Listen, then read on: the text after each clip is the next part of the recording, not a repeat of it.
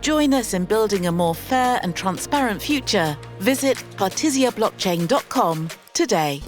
Welcome to Decrypt, the series that decodes and demystifies everything blockchain, crypto finance, and cybersecurity. Today, I am very delighted to welcome our guest, a truly amazing 30-year-old entrepreneur wearing so many hats. He's professor of blockchain technologies at the Geneva Business School.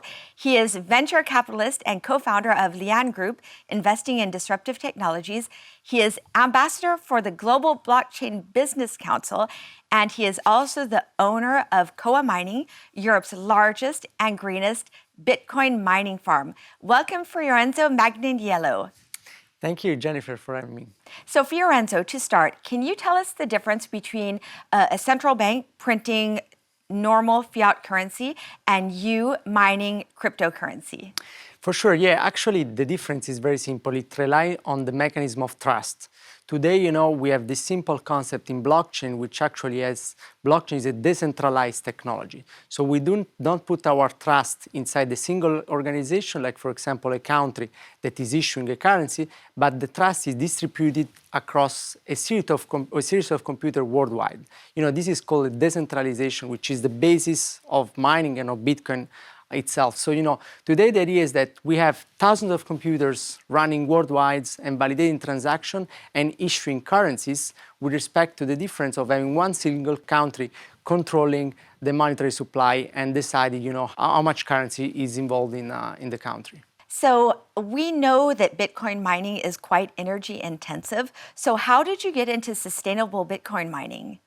Yeah, actually, one of the reasons why we entered into this business is that we saw that Bitcoin in the beginning was a very, I would say, dirty kind of technology. So we had, prior to the Chinese ban, we had the majority of the network which was running on fossil resources. And actually, we saw a big opportunity, not only from the business side to move and to build, 100% green Bitcoin miner, but also, to use untapped energy resources, like, for example, in Norway or in the Nordics, like hydropower that otherwise will be wasted, right? So we are using energy resources that are 100% green, hydro energy, but also that otherwise will be wasted in our environment. So, Fiorenzo, we've seen a lot of bad press about cryptocurrency mining, not only Bitcoin, but many others. Is this bad press justified? Well, what we should consider is that Bitcoin today, it's really a tiny fraction of the global worldwide energy.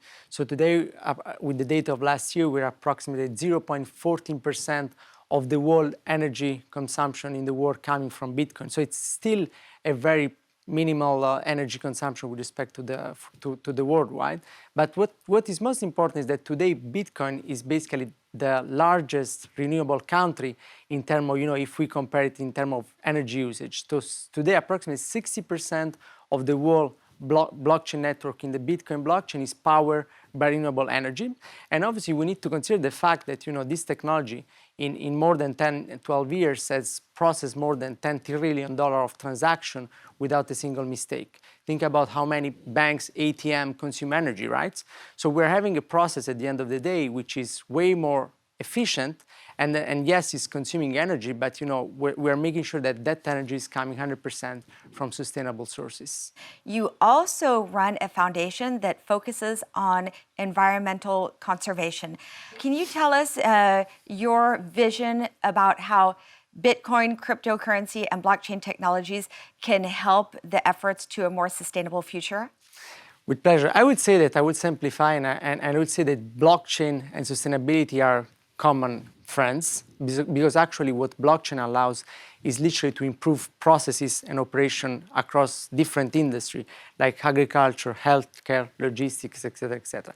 So I would say that what we're benefiting in terms of sustainability, it's mainly coming from the fact that companies will benefit from the fact they will use less resources in actually to run more efficient processes. So, that improving sustainability is definitely there and is across different industries in the coming years to come. Thank you so much, Fiorenzo. And join us next week when we will discuss the new tactics of cyber war and how we are working to protect the world's most critical infrastructures. Bye, everyone. Partisia Blockchain, infrastructure for the greater good.